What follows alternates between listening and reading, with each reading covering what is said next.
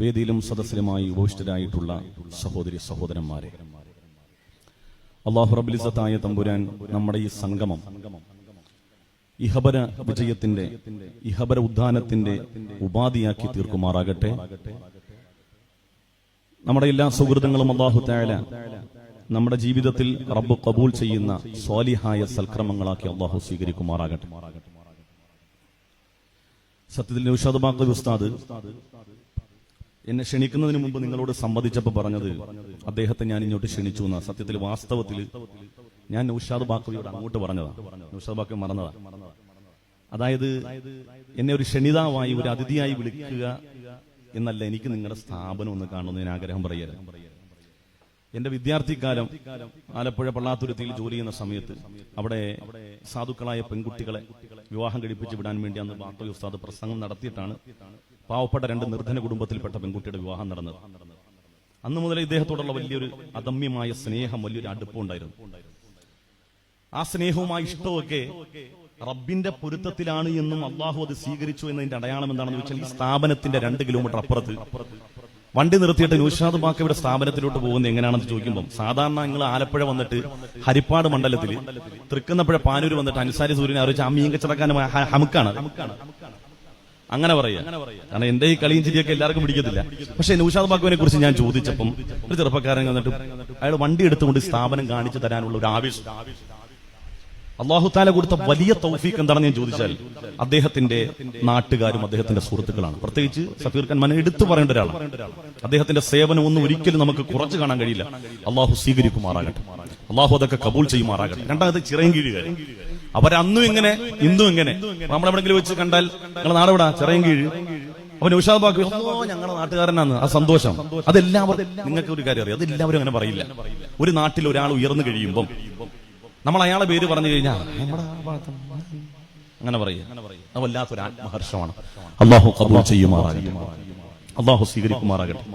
സത്യം പറഞ്ഞാൽ ഈ സ്ഥാപനത്തിന്റെ തിരുമുറ്റത്തൂടി ഇങ്ങനെ നടന്നു പോയപ്പോഴേക്കും നമ്മളൊരു ഇസ്ലാമിക കലാലയങ്ങളിൽ പോകുമ്പം ഉണ്ടാകുന്നതിനേക്കാൾ ഒരു 10 ഇരട്ടി ആത്മീയമായ ഒരു അഭിനിവേശം ഉണ്ടാകുകയാണ്. കാരണം എന്തുകൊണ്ടെന്ന് വെച്ചാൽ, അള്ളാഹുവിന് ഏറ്റവും ഇഷ്ടപ്പെട്ട സംഗതി എന്ന് പറഞ്ഞാൽ റഹ്മത്താണ്, കാരുണ്യമാണ്. ആ കാരുണ്യം ഇവിടെ പെയ്തിറങ്ങുന്നു എന്നതിന്റെ അടയാളമാണ് ഈ തിരുമുറ്റത്തേക്ക് കയറിയപ്പോൾ ഉണ്ടാകുന്ന ഒരു ആത്മീയമായ ഒരു അഭിനിവേശം. നിങ്ങൾ നോക്കിയേ, സൂറത്തുൽ ഫാത്തിഹ, വിശുദ്ധമായ ഖുർആന്റെ 1-ാമത്തെ അധ്യായം തുടങ്ങുമ്പോൾ ബിസ്മില്ലാഹിർ റഹ്മാനിർ റഹീം എന്ന അല്ലാഹു തആല, അല്ലാഹുവിന്റെ നാമം, ഏറ്റവും പരിശുദ്ധമായ നാമം അല്ലാഹ് എന്ന നാമം ഒരു വട്ടം പറയുകയും അർ റഹ്മാനിർ റഹീം എന്ന നാമം, ആ റഹ്മാൻ എന്ന അല്ലാഹുവിന്റെ സിഫത്ത് 2 വട്ടം അല്ലാഹു ആവർത്തിക്കുകയാണ്. റഹ്മാനിർ റഹീം എന്ന കാരുണ്യം, കാരുണ്യം. എന്നിട്ടും അൽഹംദുലില്ലാഹി റബ്ബിൽ ആലമീൻ എന്ന് പറഞ്ഞിട്ട് റബ്ബിന് കൊതി തീരാതെ വീണ്ടും പറഞ്ഞു അർ റഹ്മാനിർ റഹീം. എന്തുകൊണ്ടാണ് അല്ലാഹു തആല അങ്ങനെ 4 വട്ടമൊക്കെ ഈ കാരുണ്യം, കാരുണ്യം എന്ന് പറയുന്നത്? റബ്ബിന് ഏറ്റവും ഇഷ്ടപ്പെട്ട പ്രവൃത്തി ഏതാണെന്ന് ചോദിച്ചാൽ, ഈ അനുകമ്പ, ഈ മനോഭാവം, ഈ ചേർത്ത് നിർത്തൽ, ഈ പാരസ്പര്യമാണ്. അതുകൊണ്ടല്ലേ ആദരവായ നബിയുനാ മുഹമ്മദ് മുസ്തഫ സല്ലല്ലാഹു അലൈഹി വസല്ലമ തങ്ങളോട് ചോദിച്ചു, എന്താണ് പ്രവാചകർ ഇസ്ലാം എന്ന് പറഞ്ഞാൽ? ആരാണ് മുസ്ലിം? എന്താണ് മുസ്ലിമിന്റെ നിർവചനം? വിശുദ്ധമായ ഖുർആൻ, നിങ്ങൾ സൂറത്തുൽ ബഖറ, ഫാത്തിഹ, സൂറത്തുൽ ബഖറ, ആ സൂറത്തുൽ ബഖറയിൽ ഖുർആനെ കുറിച്ച്, നിസ്കാരത്തെ കുറിച്ചുള്ള പരാമർശം ഇങ്ങനെ കഴിഞ്ഞ്, നിസ്കാരത്തെ കുറിച്ചൊക്കെയുള്ള ഏകദേശ ഒരു ചർച്ചകളൊക്കെ ഇങ്ങനെ കൊണ്ട് കഴിഞ്ഞ് 199, 200 ആയത്തിലേക്ക് വരുമ്പോഴാണ് നിസ്കാരത്തെ കുറിച്ചും ഹജ്ജിനെ കുറിച്ചും ഒക്കെ വിശദമായ ചർച്ച വരുന്നത്. പക്ഷെ അതിനു മുമ്പ് അല്ലാഹു തആല റഹ്മത്തിനെ കുറിച്ച് ചർച്ച ചെയ്തു, പാവങ്ങളെ സഹായിക്കുന്നതിനെ കുറിച്ച് ചർച്ച ചെയ്തു, നമ്മുടെ സമ്പത്ത് അല്ലാഹുവിന്റെ മാർഗത്തിൽ ചെലവഴിക്കുന്നതിനെ കുറിച്ച് ചർച്ച ചെയ്തു. ഇതിനെക്കുറിച്ചൊക്കെ നമ്മളൊന്ന് അനലൈസ് ചെയ്ത് നോക്കി. ഇവിടെയെല്ലാം ഇവിടങ്ങളിലൊക്കെ നമുക്ക് കാണാൻ കഴിയുന്നത് കാരുണ്യത്തിന്റെ കരസ്പർശം. അത്രത്തോളം റബ്ബിന്റെ അടുക്കൽ അല്ലാഹുവിന് ഏറ്റവും വിലപ്പെട്ട പ്രവൃത്തി അതാണ് എന്നതിന്റെ അടയാളമാണ്. അല്ലാഹു നമ്മുടെയൊക്കെ ഹൃദയത്തിൽ അതിനുള്ള തൗഫീഖ് നൽകുമാറാകട്ടെ. നോക്കൂ, നിങ്ങൾ ബാഖവിയുടെ കാലം കഴിഞ്ഞാലും, അല്ലാഹു ആയുസ്സും ആരോഗ്യമൊക്കെ കൊടുക്കട്ടെ, ബാഖവിയുടെ കാലം കഴിഞ്ഞാലും ബാഖവിനെ ഓർത്തിരിക്കാൻ 1000 അടയാളങ്ങൾ ഇവിടെയുണ്ട്. ജീവിച്ചിരിക്കുന്ന മനുഷ്യരുണ്ട്, മരണപ്പെട്ടു പോയ മനുഷ്യരുടെ ബന്ധുമിത്രാദികളുണ്ട്. അദ്ദേഹം ഇവിടെ പണിഞ്ഞൊരു സ്ഥാപനമുണ്ട്. ഇന്നാ നഹ്നു നഹ്യിൽ മൗത വനക്തുബു മാ ഖദ്ദമു വആസാറഹും. അല്ലാഹു പറഞ്ഞതാണ്, നിങ്ങൾ പ്രവർത്തിച്ചതും നിങ്ങൾ ചെയ്തതും നിങ്ങൾ ഇവിടെ അടയാളപ്പെടുത്തിയിട്ട് പോയതൊക്കെ ഞാൻ രേഖപ്പെടുത്തി വെച്ചിട്ടുണ്ട്. അല്ലാഹു അതിന് നമുക്ക് തൗഫീഖ് നൽകുമാറാകട്ടെ. ഒരു കോഴിക്കൂട്ടിൽ ഒരു കോഴി ഉണ്ടെങ്കിൽ ആ കോഴിയെ നമ്മുടെ അളിയൻ വന്നപ്പോൾ നമ്മൾ അറുത്ത് കറി വെച്ചാലും ആ കോഴിക്കൂട്ടിലേക്ക് നോക്കുമ്പോൾ അതിന്റെ തൂവാല ഉണ്ടാകും. ഈ കൂട്ടിൽ ഒരു കോഴി ഉണ്ടായിരുന്നു എന്നതിന്റെ അടയാളമാണ്. ഒരാട് നമ്മുടെ വീട്ടിൽ ഒരു വർഷത്തോളം ഒരു ആടിനെ നമ്മൾ വളർത്തി, അതിനെ കൂട്ടിൽ നമ്മൾ ഒരു ദിവസം അതിനെ പിടിച്ച് അറുത്താലും ആടിന്റെ രോമം കാണുമ്പോഴെങ്കിലും ഇങ്ങനെ ഒരു ആടുണ്ടായിരുന്നു എന്നതിന്റെ അടയാളമാണ്. എങ്കിൽ ഈ ഭൂമിയിൽ അൻസാരി സുഹരി ആണെങ്കിലും നൗഷാദ് ബാക്കവി ആണെങ്കിലും ഒക്കെ ഇവിടെ ജീവിച്ചിരുന്നതിനുള്ള അടയാളം വേണ്ടേ? എന്താണ് അടയാളം? അതാണ് നമ്മുടെ സുഹൃതങ്ങൾ, നമ്മുടെ നന്മകൾ, നമ്മളിവിടെ അവശേഷിപ്പിച്ച മനുഷ്യർക്ക് വേണ്ടി അവശേഷിപ്പിച്ചിട്ട് പോകുന്ന സുഹൃതങ്ങൾ. അള്ളാഹു അതിന് നമുക്ക് തൗഫീക്ക് നൽകുമാറാകട്ടെ. അള്ളാഹു നമുക്ക് തൗഫീക്ക് നൽകുമാറാകട്ടെ. നമുക്കൊക്കെ നിസ്കാരമുള്ളവരാണ്, അതിനകത്തൊരു തർക്കമില്ല. ഇവിടെ ഇരിക്കുന്ന പെണ്ണുങ്ങൾ നിസ്കാരമുണ്ട്, നോമ്പുണ്ട്, സലാത്ത് മജ്ലിസ്, ഓൺലൈൻ മജ്ലിസ് ഒക്കെ സജീവമാണ്. ഞാൻ നിങ്ങളോട് ചോദിക്കട്ടെ, നിങ്ങൾ ഈ ചെയ്യുന്ന ഇബാദത്തുകളൊക്കെ റഹ്മാനായ റബ്ബിന്റെ അടുക്കൽ ഖബൂൽ ചെയ്യണമെങ്കിലുള്ള നിബന്ധന എന്താണ്? അള്ളാഹു ഇതൊക്കെ സ്വീകരിക്കണമെങ്കിൽ ഇതിന് മുന്നോടിയായിട്ട് എന്ത് ചെയ്യണമെന്നാ പറഞ്ഞത്? ചെറിയൊരു സൂക്തമാണ്. നിങ്ങൾ ഇന്നുവരെ നിങ്ങൾ വിശുദ്ധമായ ഖുർആൻ ഈ ആയത്ത് നിങ്ങൾ ഓതിയിട്ട് 1000 തവണ നിസ്കരിച്ചവരാണ്. പക്ഷേ അതിന്റെ ആശയത്തിലേക്ക് നിങ്ങൾ ഇറങ്ങിയാൽ നിങ്ങൾ നിസ്കരിക്കുമ്പോൾ നിങ്ങളന്ന് പദവി പോകും, നിങ്ങളുടെ നെഞ്ചൊന്ന് പൊട്ടിപ്പോകും. കാരണം റഹ്മാനായ റബ്ബേ, എന്റെ ഭൂതകാലത്തിൽ ഞാൻ തഹജ്ജുദ് നിസ്കരിച്ചു, ഞാൻ സുബഹി നമസ്കരിച്ചു, ഇശായും മഗ്രിബൊക്കെ നിസ്കരിച്ചു. പക്ഷേ ആ നിസ്കാരം അള്ളാഹുവിന്റെ അടുക്കൽ എങ്ങനെ സ്വീകരിക്കപ്പെടുമെന്നൊരു ചോദ്യം അള്ളാഹു ചോദിക്കുകയാണ്. പ്രവാചകരെ, മതത്തെ കളവാക്കുന്നവരെ കുറിച്ച് നിങ്ങൾക്ക് അറിയൂ? നിസ്കാരമുണ്ട്, നോമ്പുണ്ട്, ഇസ്ലാമിന്റെ പ്രത്യക്ഷമായ അടയാളങ്ങളൊക്കെ ഉണ്ട്. പക്ഷേ അവർ സത്യത്തിൽ ദീനിൽ കാപട്യക്കാരാണ്. ഒരർത്ഥവുമില്ല, നിരർത്ഥകമായ പ്രവർത്തനങ്ങളാണ് അവരുടെ. എന്താണ് അവരുടെ പ്രശ്നം? അവരനാഥകളെ സംരക്ഷിക്കാത്തവരാണ്. അവരനാഥകളെ സംരക്ഷിക്കാത്തവരാണ്. വിശക്കുന്നവരെ ഭക്ഷിപ്പിക്കാത്തവരാണ്. അവർ വിശക്കുന്നവർക്ക് ഭക്ഷണം കൊടുക്കാത്തവരെന്നല്ല പറഞ്ഞത്, വിശക്കുന്നവനെ ഭക്ഷിപ്പിക്കാൻ പ്രേരിപ്പിക്കാത്തവരെന്ന ഖുർആൻ പറഞ്ഞു. അവര് മറ്റുള്ള ആളുകളോട് നിങ്ങൾ ഭക്ഷണം കൊടുക്കണേ, ആളുകൾക്ക് ഭക്ഷണം കൊടുക്കണേ എന്ന് പറയാൻ പോലും മനസ്സ് കാണിക്കാത്ത, ഹൃദയം വറ്റി വരണ്ടു പോയ, ഉറുവരതയില്ലാത്ത ഊശരഭൂമിയായ ഹൃദയത്തിന്റെ ഉടമകളാണ്. അപ്പൊ റഹ്മാനായ റബ്ബ് ഈ പറഞ്ഞത് കാരുണ്യത്തെ കുറിച്ചല്ലേ? എന്നിട്ട് അല്ലാഹു പറഞ്ഞത് ഫവൈലുൽ ലിൽ മുസല്ലീൻ, അത്തരക്കാരായ നിസ്കാരക്കാർക്കാണ് സർവനാശം. അവരെന്തിനാണ് നിസ്കരിക്കുന്നത്? അവർ നിസ്കരിക്കുന്നതിന് മുമ്പ് അവർ ചെയ്യേണ്ടത് ചേർത്ത് പിടിക്കേണ്ടവരെ ചേർത്ത് പിടിക്കലാണ്. അവരനാഥരെ സംരക്ഷിക്കാതെ, വിശക്കുന്നവന് ഭക്ഷണം കൊടുക്കാതെ അവർ അല്ലാഹു അക്ബർ എന്ന് കൈകിട്ടുന്നു. ഈ പണിയൊക്കെ എടുത്തിട്ടല്ലേ അവർ നിസ്കരിക്കേണ്ടത്? ഈ പണിയൊക്കെ ആദ്യം നമ്മൾ മുഖവുരയായിട്ട് എടുത്തിട്ടാണ് നമ്മൾ നമസ്കാരത്തിലേക്ക് വരേണ്ടത്. നമസ്കാരത്തിന്റെ സലക്ഷ്യം പോലും കാരുണ്യമാണ്. നമസ്കാരത്തിന്റെ സലക്ഷ്യം പോലും കാരുണ്യമാണ്. അള്ളാഹു നമുക്ക് തൗഫീക്ക് നൽകുമാറാകട്ടെ. അള്ളാഹു നമുക്ക് തൗഫീക്ക് നൽകുമാറാകട്ടെ. വൽആദിയാത്തി ലബ്ഹ എന്ന് പറയുന്ന നമ്മുടെ സൂറത്തിൽ നമ്മൾ ധാരാളമായി പാരായണം ചെയ്ത സൂക്തമാണ്. എന്താണ് അതിന്റെ പ്രമേയം? 5 സത്യം ചെയ്തിട്ട് റഹ്മാനായ റബ്ബ് പറയുന്ന ഒരു വാചകമുണ്ട്. والعاديات ضبحا فالموريات قدحا فالمغيرات صبحا فأثرن به نقعا فوسطن به جمعا إن الإنسان لربه لكنود. അതാണ് ഇവിടുത്തെ പ്രമേയം. ഇന്നൽ ഇൻസാന ലിറബ്ബിഹി ലകനൂദ്. നിശ്ചയമായും മനുഷ്യർ റബ്ബിനോട് നന്ദി കെട്ടവരാണ്. 5 പ്രാവശ്യം 5 സത്യം ചെയ്തിട്ടാണ് റബ്ബ് പറഞ്ഞത് മനുഷ്യർ നന്ദി കെട്ടവരാണ്. കുതിരയെ കുറിച്ച് പറഞ്ഞല്ല, കുതിരയെക്കുറിച്ച് അല്ലാഹു പറഞ്ഞു. എന്തേ കുതിരയെക്കുറിച്ച് അല്ലാഹു പറയാനുള്ള കാരണം? കുതിര എന്ന് പറഞ്ഞാൽ മനുഷ്യന്റെ ഉദ്ധാനത്തിന്റെ, മനുഷ്യന്റെ അതിജീവനത്തിന്റെ പ്രധാനപ്പെട്ട പങ്ക് വഹിച്ച ജീവിയാണ് കുതിര. ആദരവായ പുന്നാര മുഹമ്മദ് റസൂലുള്ളാഹി സ്വല്ലല്ലാഹു അലൈഹി വസല്ലം തങ്ങൾ പറഞ്ഞത് കുതിരയുടെ മൂർധാവിൽ അല്ലാഹു തആല ഖൈറിനെ കെട്ടിവെച്ചിരിക്കുന്നു എന്ന് പറഞ്ഞു. അത്രയും മഹത്വമുള്ള ജീവിയാണ് കുതിരയെന്ന് ആദരവായ നബിയുനാ മുഹമ്മദ് മുസ്തഫ. ആ കുതിരയെക്കുറിച്ച് അല്ലാഹു സത്യം ചെയ്തു. എന്താ കുതിരയുടെ പ്രത്യേകത? തന്റെ യജമാനൻ കളവിന് പോയാലും, നിസ്കരിക്കാൻ പോയാലും, അക്രമത്തിന് പോയാലും, കൊള്ളക്ക് പോയാലും ഒക്കെ തന്റെ യജമാനൻ എന്തു പറയുന്നതോ അപ്രകാരം അനുസരിക്കുന്നതാണ് കുതിര. കുതിരയുടെ പ്രത്യേകത അതാണ്. പൂർണ്ണമായി തന്റെ യജമാനനെ അർപ്പിക്കുന്നവനാണ് കുതിര. ആ ബുദ്ധിയില്ലാത്ത, ബോധമില്ലാത്ത, തിരിച്ചറിവില്ലാത്ത ജീവിയെ കുറിച്ച് അല്ലാഹു തആല പറഞ്ഞിട്ട് അല്ലാഹ് നമ്മളാകുന്ന മനുഷ്യരെ കുറിച്ച് പറഞ്ഞത് ഇന്നൽ ഇൻസാന ലിറബ്ബിഹി ലകനൂദ്. പക്ഷേ മനുഷ്യരുണ്ടല്ലോ, അവൻ നന്ദി കെട്ടവനാണ്. കുതിരക്ക് നന്ദിയുണ്ട്, പക്ഷേ മനുഷ്യന് നന്ദിയില്ല. എന്താണ് മക്കളെ ഈ കനൂദ് എന്ന് പറഞ്ഞാൽ? മനിൽ കനൂദ് യാ റസൂലല്ലാഹ്. എന്താ നബിയെ കനൂദ് എന്ന് പറഞ്ഞാൽ? ഒന്ന് പറഞ്ഞുതരൂ. കനൂദ് സ്വഹാബത്തൊക്കെ ഇങ്ങനെ നമ്പർ ശിരസ്കരായി റസൂലുള്ളാഹിന്റെ വാചകം കേൾക്കാൻ വേണ്ടി സ്തബ്ധരായിരിക്കുകയാണ്. റസൂലുള്ളാഹി ഇങ്ങനെ പറഞ്ഞു തുടങ്ങിയപ്പോഴേക്കും സ്വഹാബത്തിന്റെ ഇരുവിഴികളും നിറയാൻ തുടങ്ങി. കാരണം റസൂലുള്ളാഹി പറയാൻ പോകുന്ന കനൂദിൽ ഞാൻ ഉണ്ടോ എന്നുള്ളതായിരുന്നു അവരുടെ ആശങ്ക. എന്നെ കേട്ടുകൊണ്ടിരിക്കുന്ന മുഅ്മിനീങ്ങളെ, ചിറയൻകീഴുകാരെ, ഞാനും നിങ്ങളും കനൂദാണോ എന്ന് നിങ്ങൾ ചിന്തിക്കാൻ വേണ്ടി പറയാൻ. അള്ളാഹ് പറഞ്ഞ നന്ദി കെട്ടവരാരാണെന്നറിയൂ? കനൂദിനെ കുറിച്ച് മഹാന്മാരായ മുഫസ്സിരീങ്ങൾ പറയുന്നു, കനൂദ് എന്ന് പറഞ്ഞാൽ യൻസിലു വഹദ, യൻസിലു വഹദ, അവൻ ഒറ്റക്കിറങ്ങുന്നവനാണ്. അവൻ ഒരൊറ്റ ചിന്തയുള്ളൂ, എങ്ങോട്ട് പോയാലും എങ്ങോട്ട് വന്നാലും എന്റെ ഭാര്യ, എന്റെ മക്കൾ, എന്റെ കുടുംബം എന്നതിനപ്പുറത്തേക്ക് ഒരു മനുഷ്യന്റെ വിഷയത്തിലും അവൻ ഇടപെടൂല. ഒരു നന്മക്കും അവൻ പ്രേരകമാകൂല, ഒരു നന്മയും ചെയ്യാൻ അവൻ അതിനുവേണ്ടി സന്നദ്ധമാകൂല.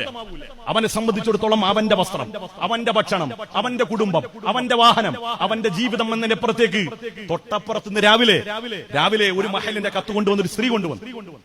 രാവിലെ നമ്മുടെ എറണാകുളം ജില്ലയിലെ ഏറ്റവും പ്രബലമായ ഒരു മഹലിന്റെ കത്ത് കൊണ്ടുവന്നു. രാവിലെ 7 മണിക്ക് തുറക്കുമ്പോൾ ആ ഒരു സ്ത്രീ എത്ര മണിക്ക്? 7 മണിക്ക് ആലപ്പുഴ ജില്ലാ കോടതി പള്ളി വരണമെങ്കിൽ ഏറ്റവും കുറഞ്ഞത് വെളുപ്പിനെ ഒരു 4:30 5 മണിക്കോ ആ സ്ത്രീ എറണാകുളത്ത് നിന്ന് വണ്ടി കയറിയിട്ടുണ്ടാകും. തനിച്ചു വന്നു. രാവിലെ ഞാൻ വാതിൽ തുറക്കുമ്പോഴത്തേക്കും സുബ്ഹാന റബ്ബി, നമ്മുടെ കൗമിൽപ്പെട്ട ഒരു സ്ത്രീ ഇങ്ങനെ നിൽക്കുകയാണ്. എന്തേ?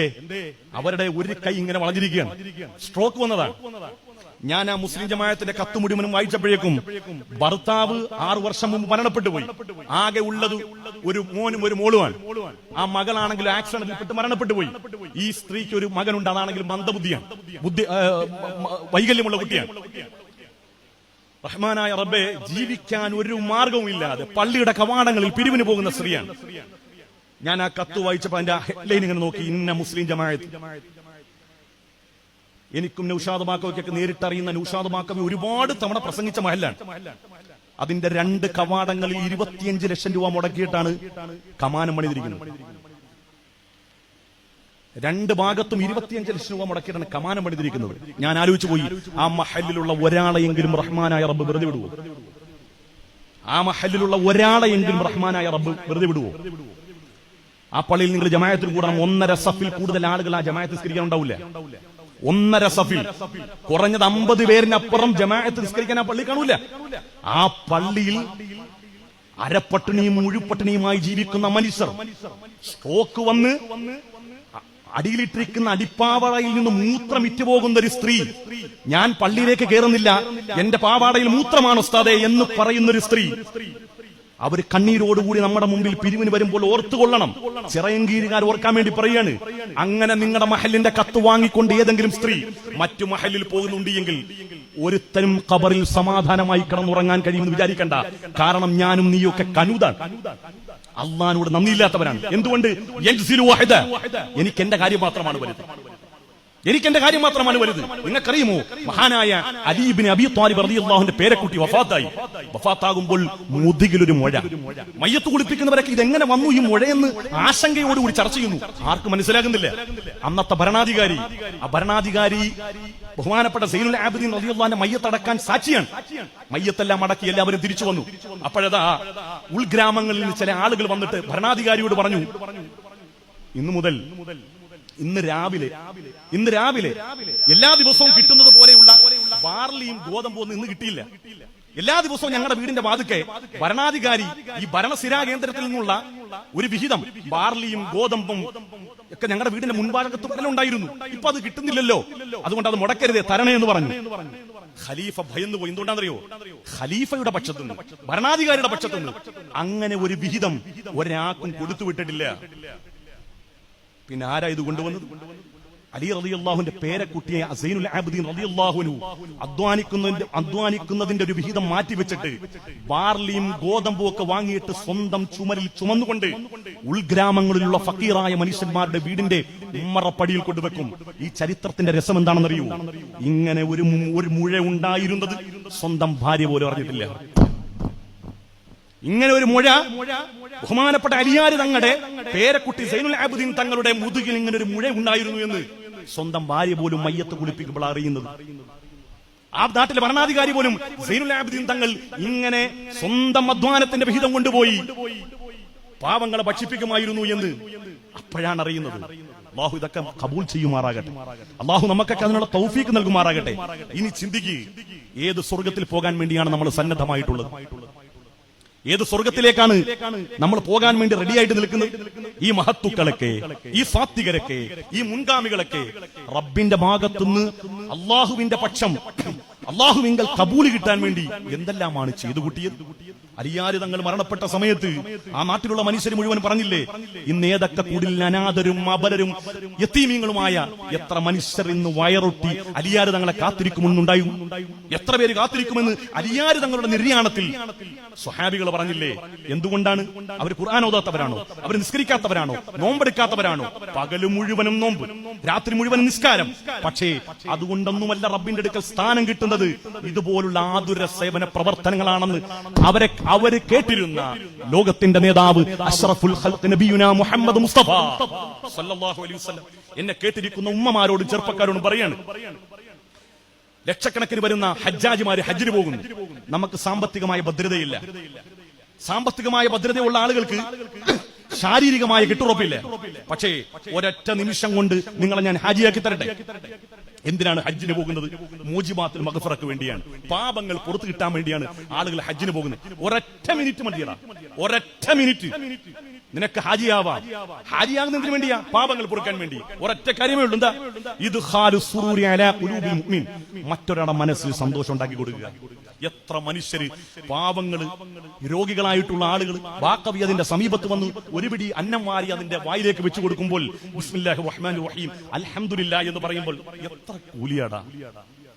അല്ലാഹുവേ ഞങ്ങൾക്കൊക്കെ അതിന് തൗഫീഖ് നൽകണേ പടച്ചോനെ. അല്ലാഹ് കബൂൽ ചെയ്യട്ടെ. ഒരാളുടെ മനസ്സിൽ ഒരു വാക്ക് മതി, ഒരു വാക്ക് മതി. ഞാൻ ആ മനുഷ്യൻ വാഹിനിക്ക ജീവിതത്തിൽ നമ്മൾ കണ്ട സ്വപ്നങ്ങളൊന്നും കാണാൻ അവരെ കൊണ്ട് കഴിയില്ല. അദ്ദേഹത്തിന്റെ നടത്തം കണ്ടപ്പോൾ സത്യം റബ്ബ് സാക്ഷി എന്റെ മനസ്സൊന്ന് വിങ്ങിപ്പോയി. ആ മനുഷ്യനെ വിവാഹം കഴിപ്പിക്കുന്നു. എന്നെ സ്വീകരിക്കാൻ ഒരു പെണ്ണുണ്ട്. ഞാൻ ഭക്ഷണം വെച്ച് നാലാളെ അറിയിച്ചുകൊണ്ട് ഇതൊക്കെ ഇവിടെ നടത്തുമെന്ന് ബാക്കവി പറയുമ്പോൾ ആ മനുഷ്യൻ സത്യത്തിൽ നിങ്ങൾ അദ്ദേഹത്തിന്റെ മുഖത്തേക്ക് നോക്കിയില്ല. അദ്ദേഹം കരയായിരുന്നു. നിങ്ങളൊക്കെ ചിരിച്ചു, പക്ഷെ അദ്ദേഹം കരയായിരുന്നു. എന്തിന്റെ? സന്തോഷത്തിന്റെ അശ്രുകണങ്ങളാണ്. അള്ളാഹു കബൂൽ ചെയ്യുമാറാകട്ടെ. ഇതൊക്കെ പോരെ ഇവർക്കൊക്കെ വിജയിക്കാൻ?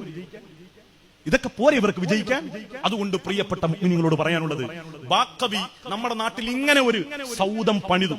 നമ്മളെ കൊണ്ടൊന്നും ഒറ്റക്ക് താങ്ങാൻ പറ്റുന്ന സംഗതിയല്ല. നമ്മൾ എന്ത് ചെയ്യാം? കൂടി കൊടുക്കുക. നമ്മൾ കൂടി കൊടുക്കുക. എങ്ങനെ? എല്ലാവർക്കും സാമ്പത്തികമായ ഭദ്രത ഉണ്ടാവില്ല, ഔന്നിത്യം ഉണ്ടാവില്ല. ഏറ്റവും കുറഞ്ഞത് നമ്മുടെ സഫീർ ഖാൻ മഞ്ഞാനിയൊക്കെ ചെയ്യുന്നത് പോലെ പാമ്പേഴ്സ് മാറാൻ വേണ്ടി ചെല്ലുമ്പോൾ ഒരെണ്ണം നിങ്ങൾ മാറിക്കൊടുക്കുക. കോളാമ്പിയിൽ നിന്ന് കഫം വരാൻ വേണ്ടി പോകുമ്പോൾ അങ്ങോട്ട് മാറിയേക്ക് ഞാൻ എടുക്കാന്ന് പറയാം. നെഫ്സ് കൊണ്ടെങ്കിലും ഇതിന് നിങ്ങൾ സന്നദ്ധമാവുക എന്നുള്ളതാണ്.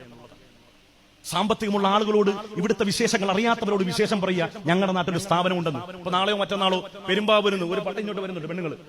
എന്നെ വിളിച്ചാണ് ബാക്കിയുടെ നമ്പർ കൊടുത്തത്. ഞാൻ പ്രത്യേകം പറഞ്ഞു, നിങ്ങൾ ഈ വിഷയം പറയാനുള്ളൂ, അത് ഇടങ്ങാറാക്കരുതെന്ന് പറഞ്ഞു. ഇവരെ ഈ പെണ്ണുങ്ങൾ ഒരു പെണ്ണുങ്ങൾക്ക് ഒരു സ്വഭാവം ഉണ്ട്. നൗഷാബാക്കയുടെ നമ്പർ കിട്ടാൽ ഗ്രൂപ്പിലേക്ക് ഇടും. പിന്നെ ഗ്രൂപ്പിലേക്ക് ഇട്ട് കഴിഞ്ഞാൽ ഇവർക്ക് നിസ്കാരത്തിന്റെ ഫർദ് സുന്നത്തൊന്നും അറിയണ്ട. മോളെ പ്രസവത്തിന് കൊണ്ടുപോകണം, എത്ര മണിക്ക് വിളിക്കണം, രാഹുവാനം പറയാൻ വേണ്ടി ബാക്കവി. ഞാനൊക്കെ ആലോചിച്ചു പോയി. 9 കൊല്ലം ദറസിലോതി, 9 കൊല്ലം ദറസിലോതി, ഒരു വർഷം ബിരുദത്തിന് പോയി, 10 കൊല്ലം ഓതി. ഒരുപാട് കാര്യങ്ങൾ ഹ്രസ്വമായ കാലം കൊണ്ട് ഒരുപാട് കാര്യങ്ങളൊന്നും പഠിക്കാൻ പറ്റിയില്ലെങ്കിലും അത്യാവശ്യം നമ്മൾ ആഗ്രഹിച്ചിട്ടുണ്ടോ ഏതെങ്കിലും ഒരു സ്ത്രീ വിളിച്ചിട്ട് അസ്സലാമു അലൈക്കും വറഹ്മത്തുള്ളാഹി ഉസ്താദേ തഹജ്ജുദ് നിസ്കാരത്തിൽ 1-ാമത്തെ റക്അത്തിൽ ഓതേണ്ട സൂറത്ത് എന്താണ്? അപ്പൊ നമുക്ക് ഭയങ്കര സന്തോഷമാണ്. ഇന്നതാണ്. 2-ാമത്തെ റക്അത്തിൽ എന്താ ഓതേണ്ടത്? ഇന്നതാണ്. ഇതാകെ വിളിക്കുന്ന ഉസ്താദ് ഞാൻ ഇന്നലെ ആനേനെ സ്വപ്നം കണ്ട്, ആന പിണ്ടവും കണ്ട്. എന്താണ് അതിന്റെ അർത്ഥം?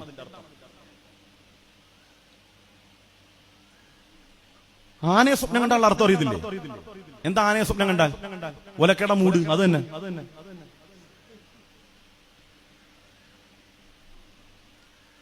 എന്റെ പെങ്ങള്, എന്റെ ഇളയ പെങ്ങളാ, അത്യാവശ്യം നല്ല തടിയുള്ള പെണ്ണാണ്.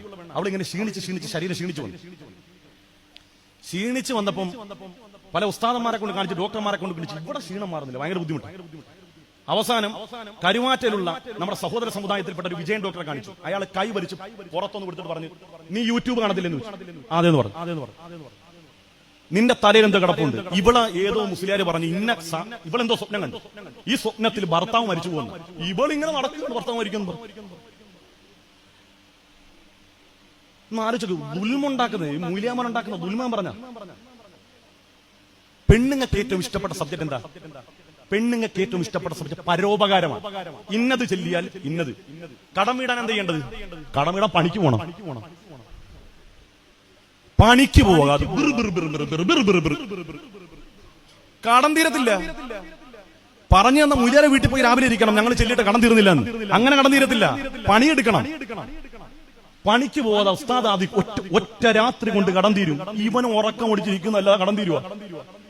രാവിലെ ഇവൻ കടം തീരുമെന്ന് പറഞ്ഞിരിക്കുമ്പോ ബാങ്കുകാർ കൊണ്ടുവന്ന് ജപ്തി നോട്ടീസ്. കടം തീരുമെന്ന് പറഞ്ഞ് നടക്കുകയാണ്. എടാ ഞാൻ പറഞ്ഞു, നിങ്ങൾ യൂട്യൂബൊക്കെ കണ്ടോ? സംഭവം ശരിയാണ്. നിങ്ങൾ ഈ കള്ളത്തരത്തിന്റെ പിന്നാലെ പോകരുത്. നിങ്ങളൊരു കാര്യം ഇവിടെ പെണ്ണുങ്ങൾക്ക് പ്രത്യേകിച്ച് പറയാണ്, സ്വപ്ന വ്യാഖ്യാനം നിങ്ങൾ പഠിച്ചു വെച്ചോ. ലം യബ്ഖാ മിനൻ നുബുവത്തി ഇല്ലൽ മുബശ്ശിറാത്ത്. റസൂലുള്ളാഹി സ്വല്ലല്ലാഹു അലൈഹി വസല്ലം തങ്ങൾ പറഞ്ഞതാണ്, നുബുവത്ത് അവസാനിച്ചെങ്കിലും അള്ളാഹുവിന്റെ പക്ഷത്തു നിന്നുള്ള ചില സന്ദേശങ്ങളാണ് സ്വപ്നങ്ങൾ, നല്ല സ്വപ്നങ്ങൾ. ഇത് സ്വാലിഹീങ്ങളായ ആളുകൾ കാണുന്ന സ്വപ്നങ്ങളാണ്, അള്ളാഹുമായി അത്രയും ബന്ധമുള്ള ആളുകൾ കാണുന്ന സ്വപ്നങ്ങളാണ്. നമ്മൾ ആനയുടെ സ്വപ്നം കണ്ടാലും ആനപ്പിണ്ടം സ്വപ്നം കണ്ടാലും ഒരു മണ്ണാങ്കട്ടയും സ്വപ്നം കാണുക. രാവിലെ എണ്ണിച്ച് നമ്മുടെ പല്ല് തേക്കാൻ നിസ്കരിക്കുക. ഇതിങ്ങനെ പല്ല് പോലും തേക്കാൻ രാവിലെ ഇരിക്കുക, ഞാൻ സ്വപ്നം കണ്ടത്. അങ്ങനൊന്നും ആവരുത്. ഈ മാനികമായ ഒരു ബലം വേണം. എല്ലാം റബ്ബിന്റെ പക്ഷത്തു നിന്നാണ്. അങ്ങനെയാണെങ്കിൽ വാക്കവിയൊക്കെ എത്ര സ്വപ്നം കണ്ട്, സ്വപ്നം കണ്ടതിന്റെ പിന്നാലെ വാക്കവി പോകാനെങ്കിൽ ഇങ്ങനെ ഒരു സൗദം ഉണ്ടാവരുത്. അതുകൊണ്ട് എന്റെ പ്രിയപ്പെട്ട ഉമ്മമാർ, അങ്ങനത്തെ വഞ്ചനകൾ നമ്മൾ വിട്ടുപോകരുത്. അതുപോലെ തന്നെ മറ്റൊരു അസുഖമാണ്, ഈ 10 അടയാളങ്ങൾ നിങ്ങളിലുണ്ടോ, നിങ്ങൾക്ക് ക്യാൻസർ ഉണ്ട്.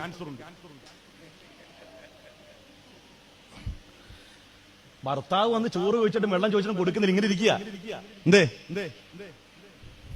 ഒന്നും വേണ്ട. എന്തേ? ക്യാൻസറാ.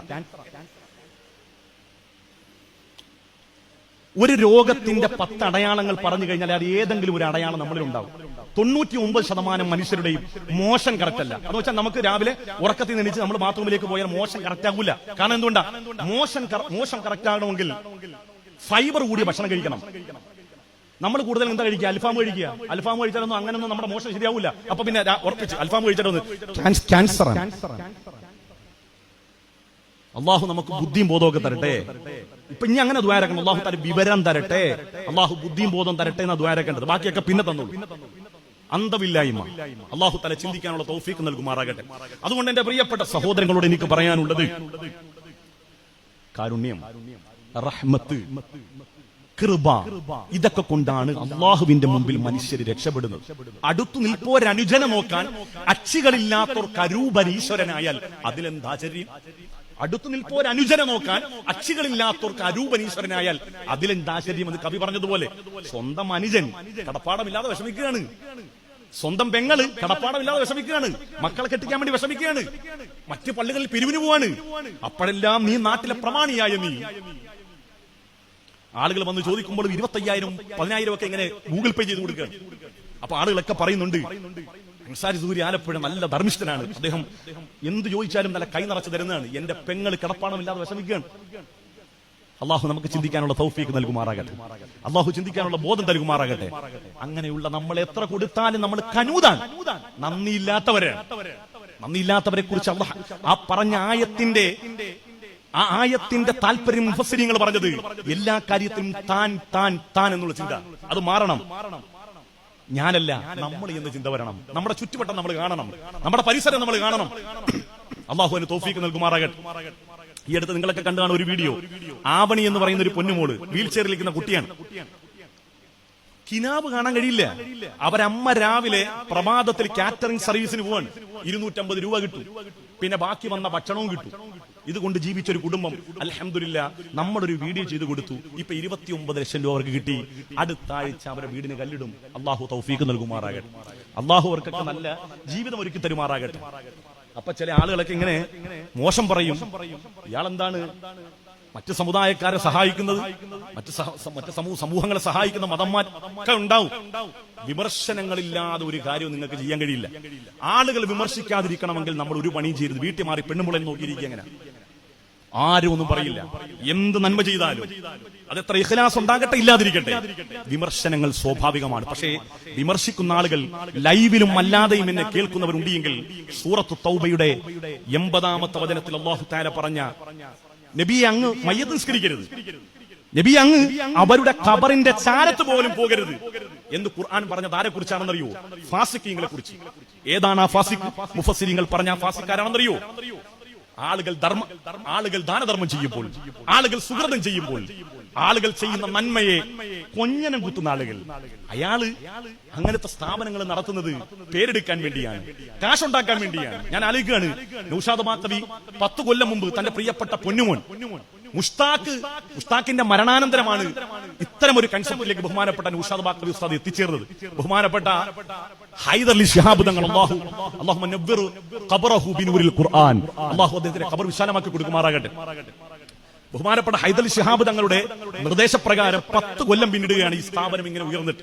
എല്ലാ മാസവും 11-ാം തീയതി ഇവിടെ മജ്‌ലിസ് നൂർ നടക്കാറുണ്ട്. ഈ സ്ഥാപനത്തിന്റെ ഏറ്റവും വലിയ പ്രത്യേകത എന്ന് പറഞ്ഞാൽ ജാതി മത ഭേദമന്യേ ഇവിടെ ഓണം ഉണ്ടാകാറുണ്ട്, ഞാൻ കാണുന്നുണ്ട്. ഓണത്തിന് പരിപാടി, പെരുന്നാളിന് പരിപാടി, ക്രിസ്മസിന് പരിപാടി, വിഷുവിന് പരിപാടി. എന്തുകൊണ്ടാണ്? ഇവിടെ ജാതി മതങ്ങൾക്ക് അതീതമായി എല്ലാ മനുഷ്യരും വസിക്കുന്നതാണ്. ആ മനുഷ്യന്റെ സന്തോഷം, ഒരമ്മയെ ബാക്കവി ക്ഷേത്രത്തിൽ അവർക്ക് തൊഴാൻ ആഗ്രഹം കൊണ്ടുപോവാണ്. അവരുടെ സന്തോഷം റബ്ബ് കബൂൽ ചെയ്യൂലേ? അവർ നമ്മുടെ മതക്കാരല്ല, പക്ഷേ അവരുടെ സന്തോഷം അല്ലാഹു കബൂൽ ചെയ്യില്ലേ? വൃദ്ധയായ ഒരു സ്ത്രീ, രോഗിയായ ഒരു സ്ത്രീ, നടന്നു നീങ്ങാൻ വയ്യാത്തൊരു സ്ത്രീ, അവർ അഭിലാഷം പറയാണ്, എനിക്ക് എന്റെ അമ്പലത്തിൽ പോകണം. ബാക്കവി കൊണ്ടുപോവാണ്. അപ്പൊ ഞാൻ പറഞ്ഞത് ഇതാണ്, എന്റെ പ്രിയപ്പെട്ട സഹോദരങ്ങൾ മനസ്സിലാക്കേണ്ടത് ഇതാണ്, അള്ളാഹുവിന് ഏറ്റവും ഇഷ്ടപ്പെട്ട കാര്യം എന്നുള്ളത് റഹ്മത്ത് ചെയ്യുക. ആ റഹ്മത്തിന്റെ വിവിധ തലങ്ങളുണ്ട്. മനുഷ്യന്മാരുടെ ഹൃദയത്തിൽ നമ്മൾ ഉണ്ടാക്കി കൊടുക്കുന്ന സന്തോഷം, അത് റബ്ബിന് വലിയ ഇഷ്ടമുള്ള കാര്യമാണ്. അള്ളാഹു തൗഫീഖ് നൽകുമാറാകട്ടെ. എല്ലാ മാസവും നടക്കുന്ന പരിപാടിയിൽ ഇവിടെയുള്ള ആളുകളൊക്കെ വളരെ സജീവമായി പങ്കെടുക്കുന്നുണ്ട്. ഇനിയും അനുസൂതം അത് തുടർന്നുകൊണ്ടേയിരിക്കണം. അല്ലാഹു തആല നമ്മുടെ മുഷ്താഖ് മോന് മഗ്ഫിറത്തും റഹ്മത്തും, അല്ലാഹു അവന്റെ ജന്നാത്തു നഈമിൽ അല്ലാഹു തആല ആ പൊന്നുമോനെ ഒരുമിച്ച് കൂട്ടുമാറാകട്ടെ. ബാക്കവിയെയും അവിടുത്തെ പ്രിയപ്പെട്ട പത്നിയെയും എന്റെ ഉമ്മാനെയും ആപ്പാനെയും എനിക്ക് ജന്നാത്തിൽ വേണമെന്ന് അല്ലാഹുവിനോട് ശഫാഅത്ത് ചെയ്യുന്ന നിര്യാണത്തിന് ശേഷം ബഹുമാനപ്പെട്ട ബാക്കവി ഇപ്പൊ എവിടെ എത്തി? അദ്ദേഹത്തിന് സ്വയമായിട്ട് വളരാമായിരുന്നു. പല കാര്യങ്ങളും, പല സംരംഭങ്ങളും, പല കടമുറികളും, പല പരദക്കച്ചവടമൊക്കെ തുടങ്ങാമായിരുന്നു. പക്ഷേ അദ്ദേഹം ഏറ്റെടുത്ത ഈ പണിയുണ്ടല്ലോ, അതെല്ലാവർക്കും സാധിക്കുന്നതൊന്നല്ല, എല്ലാവർക്കും സാധ്യമാകുന്ന ഒന്നല്ല. ആതുര സേവന പ്രവർത്തനം എന്ന് പറഞ്ഞാൽ ഇവിടെ എത്ര രോഗികളുണ്ട്, രോഗികളുടെ ചികിത്സ എന്ന് പറഞ്ഞാൽ പ്രെഡിക്റ്റ് ചെയ്യാൻ പറ്റൂല. ചിലപ്പോൾ ഒരാളെ കിഡ്നി പോയി 50 ലക്ഷം രൂപ വേണം. ഉണ്ടാക്കേണ്ട ഈ പാപം പ്രഭാഷണത്തിന്റെ പ്രസംഗത്തിന്റെ ഒക്കെ ആ പ്രഭാവം ഇപ്പൊ മെല്ലെ മെല്ലെ ഒതുങ്ങിപ്പോവുകയാണ്. ഇപ്പൊ ഓൺലൈൻ പരിപാടികളായി മാറി. ഒരു മാസം ഏകദേശം 6 ലക്ഷം രൂപയാണ് ചെലവ് വരും. എവിടുന്നാണ് ഈ പൈസ കൊണ്ടുക? അപ്പോഴാണ് അദ്ദേഹം പറഞ്ഞ ഹൃദയഭേദകമായ ഒരു വാക്കെന്നോട് പറഞ്ഞു, ഉസ്താദേ 6 ലക്ഷം രൂപ വേണം. അടിസ്ഥാനപരമായി വരുമാനങ്ങളൊന്നുമില്ല, പക്ഷേ ഈ പാവങ്ങളുടെ പാമ്പേഴ്സ് മാറ്റി കൊടുക്കുന്നത് കൊണ്ട്, അവര് വിസർജിച്ചതിന് ശേഷം അവരെ മനോഹാരം ചെയ്യുന്നത് കൊണ്ട്, ഇതൊക്കെ റഹ്മത്തല്ലേ? കാരുണ്യം ചെയ്യുന്നവനോട് റബ്ബ് കാരുണ്യം ചെയ്യുമല്ലോ.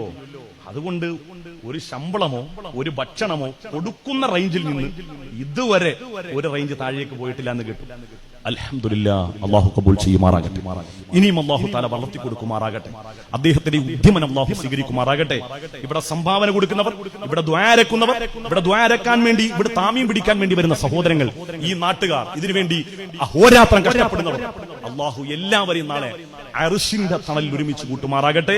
അതുകൊണ്ട് എന്റെ എളിയ പ്രഭാഷണം ഞാൻ ഇവിടെ അവസാനിപ്പിക്കാൻ, സുദീർഘമായ ഒരു പ്രഭാഷണത്തിന്റെ വേദി അല്ലാത്തതുകൊണ്ട് നിങ്ങൾ എനിക്കും വേണ്ടി ദ്വാരക്കണം. എനിക്ക് ഈ സദസ്സിൽ പറയാനുള്ളൊരു കാര്യം, ഇതുപോലെ എന്തെങ്കിലുമൊക്കെ ചെയ്ത് ആഖിറം വിജയിക്കാൻ വേണ്ടി നിങ്ങളും ദ്വാരക്കണം. നമ്മളൊരു സ്ഥാപനം തുടങ്ങുകയല്ല, ഒഴിവ് കിട്ടുമ്പം ഈ സ്ഥാപനത്തിന് മുറ്റത്ത് വന്ന് ഒരു മനുഷ്യന്റെ ഭക്ഷണം കഴിച്ച ആ കൈയൊന്ന് കഴുകിക്കൊടുക്കാനുള്ള തൗഫീഖും, ആ തൗഫീഖ് കാരണം അല്ലാഹുവിന്റെ മുമ്പിൽ രക്ഷപ്പെടാനും ഒക്കെ ഉള്ള ഒരു തൗഫീഖിന് വേണ്ടി നിങ്ങളൊക്കെ ദ്വാരക്കണം. അല്ലാഹു തൗഫീഖ് നൽകുമാറാകട്ടെ. വആഖിറു ദഅവാനാ അൽഹംദുലില്ലാഹി റബ്ബിൽ ആലമീൻ. അസ്സലാമു അലൈക്കും വറഹ്മത്തുള്ളാഹി വബറകാതുഹു. കൂടി പോയല്ലേ?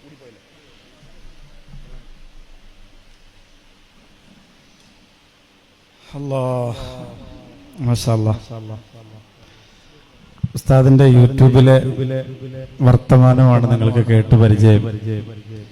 ഉസ്താദ് ഇങ്ങനെ ചിരിപ്പിച്ചും ചിന്തിപ്പിച്ചും കരയിപ്പിച്ചും ഒക്കെ പ്രഭാഷണം നടത്തുന്ന ഒരാൾ കൂടിയാണ്. അല്ലാഹു തആല ഉസ്താദിന്റെ കുടുംബം, ഉസ്താദിന്റെ മക്കൾ, മാതാപിതാക്കൾ, ബന്ധുമിത്രാദികൾ, അദ്ദേഹത്തിനോടൊപ്പം ഈ നിലവിലെ സാഹചര്യത്തിൽ സന്തത സഹചാരികളായി കൂടെ ഉള്ളവർ എല്ലാവരെയും അള്ളാഹു അനുഗ്രഹിക്കട്ടെ. ഈ യാത്രയ്ക്ക് പകരം ഹൃദയം നിറച്ച് അദ്ദേഹത്തിനും അദ്ദേഹത്തിനോടൊപ്പമുള്ളവർക്കും അള്ളാഹു സ്നേഹം പകരം കൊടുക്കട്ടെ. ആമീൻ യാ റബ്ബൽ ആലമീൻ.